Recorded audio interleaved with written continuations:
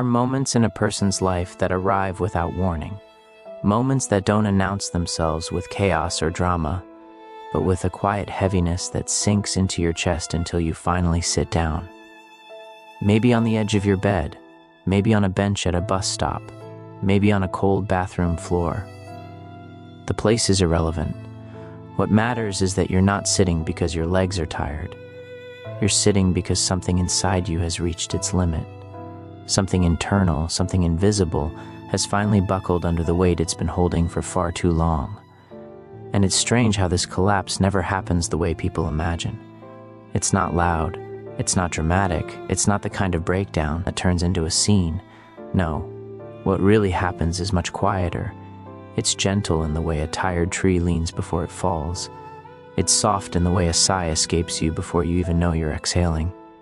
It's subtle, like a bridge that has carried more weight than it was ever designed to hold, folding inward silently, almost respectfully, as if whispering, "I can't keep doing this alone anymore." If you've lived long enough to reach that kind of moment, even once, you know exactly what that inner collapsing feels like. And you also know that once you've experienced it, you don't go back to being the same person. Not really. Something shifts. Something changes the very architecture of how you exist in the world. People around you might not notice it. They may even tell you that you seem stronger, quieter, more stable. But deep down, you know the truth. What they're seeing is not strength. It's adaptation. And the most surprising part is that you rarely realize you become that person until someone else points it out. Someone says, "Why are you so calm about things that should bother you?" And you pause, not because you're considering how to answer, but because you honestly don't know how to explain the truth. You want to say that it isn't calmness. You want to explain that it isn't peace. It's numbness. A quiet, practiced stillness that forms when your emotional system has been stretched past what it was built for. A stillness that takes root when your heart has run too many marathons without ever crossing a finish line. Most people misunderstand resilience. They think resilience is about strength. They think it's about grit, toughness, or bravery. But resilience, for people who have gone through too much, feels nothing like strength. It feels like survival. It feels like doing what you had to do because you were never given another option. And people who have lived that kind of life carry a psychology that others sense instinctively, even if they can't describe it. There is a gravity in your presence, a depth behind your eyes, a softness in how you listen carefully, as if every word someone speaks carries meaning, even when they don't realize it themselves. There is a heaviness in the way you pause before answering. Not because you're unsure, but because you're checking to see whether the truth you want to speak is safe to say. People mistake that heaviness for thoughtfulness, and it is, but it's also a form of caution, a form of self-preservation. You have learned to fold your emotions into shapes that fit the corners of your mind so they don't spill over at the wrong time. You have learned to keep walking even when everything inside you feels like it's unraveling. People often say that those who survive a lot end up wise, calm, mature, grounded. But if someone could peek into your inner world, even for a split second, they would see something very different. They would see that your maturity wasn't earned slowly, it was carved out of you rapidly. They would see that your calmness wasn't nurtured, it was demanded. They would see that your wisdom wasn't given space to grow naturally, it was forced into existence by circumstances that left you no choice. Some people grow because they are nurtured. Others grow because the world never gave them the childhood, the safety, or the softness they deserved. And when you're forced to carry emotional weight, long before you have the capacity to make sense of it, something shifts in the way your mind organizes itself. Something reorganizes, not elegantly, but urgently, not deliberately, but instinctively. Psychologists sometimes call pieces of this emotional overcompensation. When a nervous system has been overwhelmed too many times, it tries to compensate by becoming overly sensitive to threat. It becomes finely tuned, hyper-aware, ready, always ready. It becomes an emotional scanner, a pattern detector, a predictive engine constantly preparing for the worst even when the present moment is harmless. So if you've ever wondered why you overthink every possible outcome, if you've ever wondered why you analyze tone changes or anticipate problems that never happen, if you've ever wondered why uncertainty makes you uneasy even when nothing is wrong, this is why your mind learned, often long before you were old enough to understand anything, that unpredictability equals danger.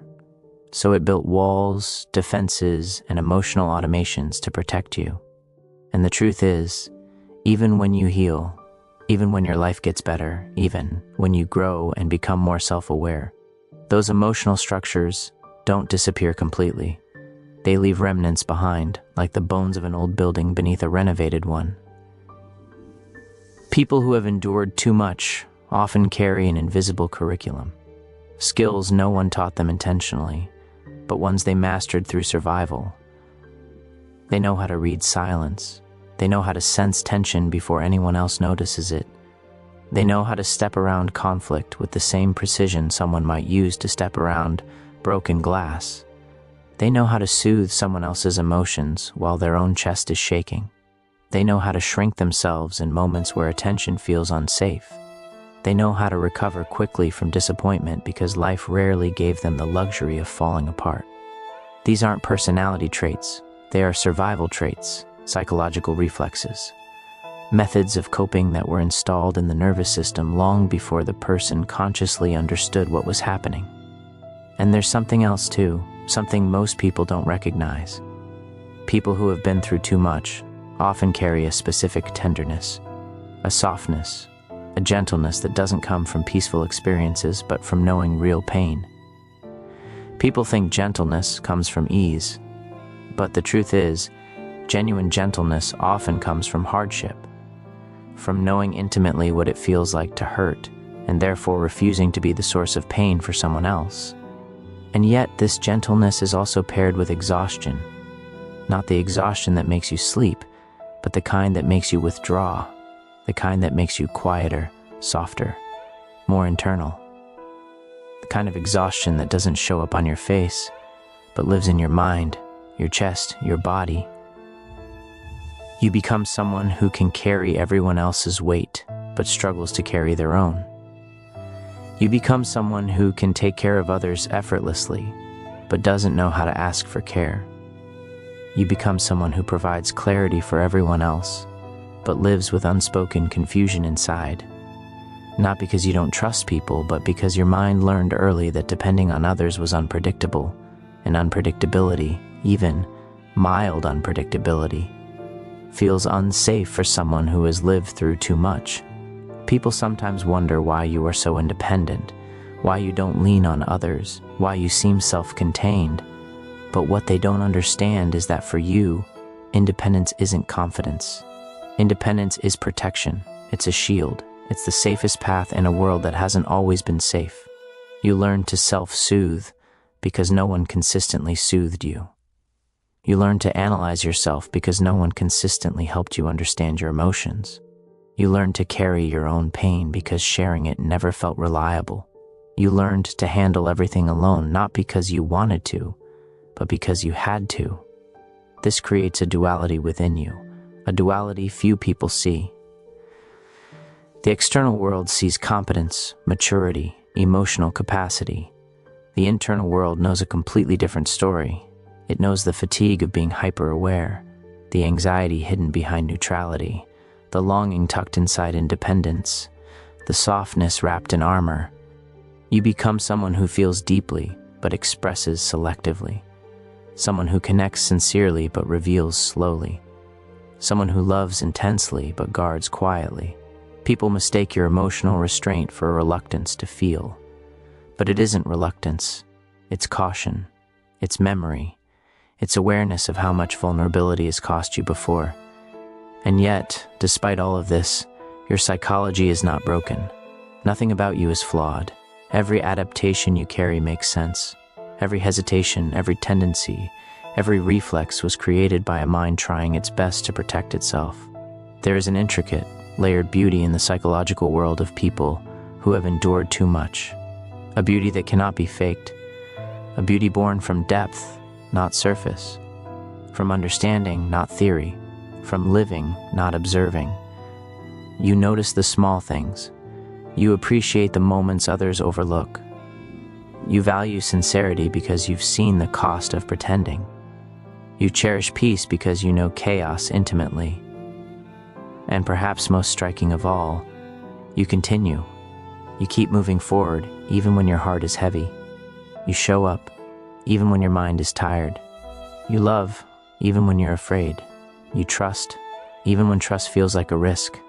You rebuild even after being broken, not because you are unbreakable, but because you know what it's like to break and still rise. There is a special kind of wisdom that comes from surviving your own emotions, a special kind of maturity that comes from navigating your inner world without a guide, a special kind of insight that comes from being forced to understand yourself long before you were ready. But underneath all that wisdom, underneath all that survival, underneath all that depth, lies something tender, an invisible grief. Not always grief for another person, but grief for your past selves. The version of you who believed so easily, the version who didn't anticipate pain before it arrived, the version who was unguarded, innocent, unarmored, the version who believed that life would be kind simply because they were. That version of you deserved more.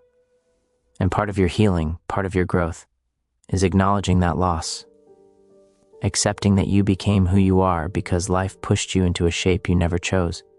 But what people don't see is that you are not stuck in that shape. You are evolving, slowly, quietly, intentionally. You are learning to differentiate between trauma and intuition. You are learning to open up again, not recklessly, but courageously. You are learning to speak your needs without guilt. You are learning that boundaries are not walls, they are doors, and you get to decide who you open them for. You are learning that strength is not silence. Strength is honesty. Strength is saying, I'm tired, or I'm hurting, or I need support without feeling like you're burdening the world. You are learning that the parts of you formed by survival can coexist with the parts of you formed by love, because you are not defined by what happened to you.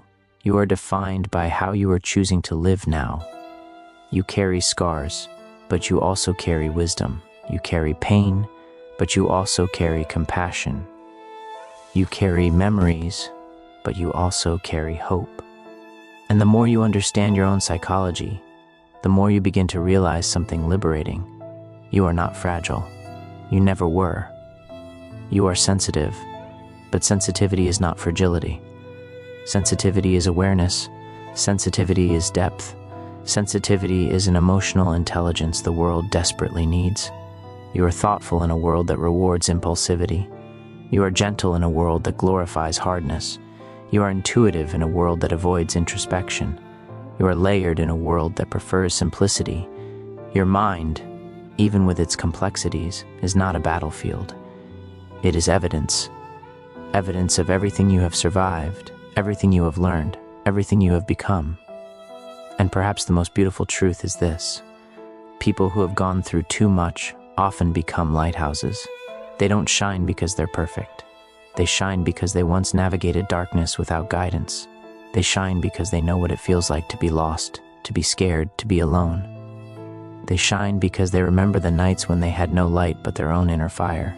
They become the person whose presence feels like safety, the person who can make you feel understood without explaining every detail, the person who carries wisdom carved out of pain and turns it into compassion, the person who can hold space for others because they remember what it felt like when no one held space for them. People who have lived through too much don't just survive life, they interpret it. They translate pain into clarity. They turn sorrow into understanding. They turn experience into perspective. They reflect on everything, not to dwell, but to learn. They grow in directions that others never think to explore. And even if they don't notice it themselves, they become a source of light for those around them. But here is what truly matters. You don't have to remain shaped only by what hurt you. You can grow beyond it. You can choose softness without fear. You can choose love without losing yourself. You can create a future that feels gentler than your past. You can build emotional habits that make you feel safe instead of guarded. You can rewrite the patterns you inherited from survival, because growth that comes from pain is still growth, and healing that comes from struggle is still healing. You didn't just go through too much, you grew through it. And that growth, even if it came from difficulty, is now your quiet, steady power.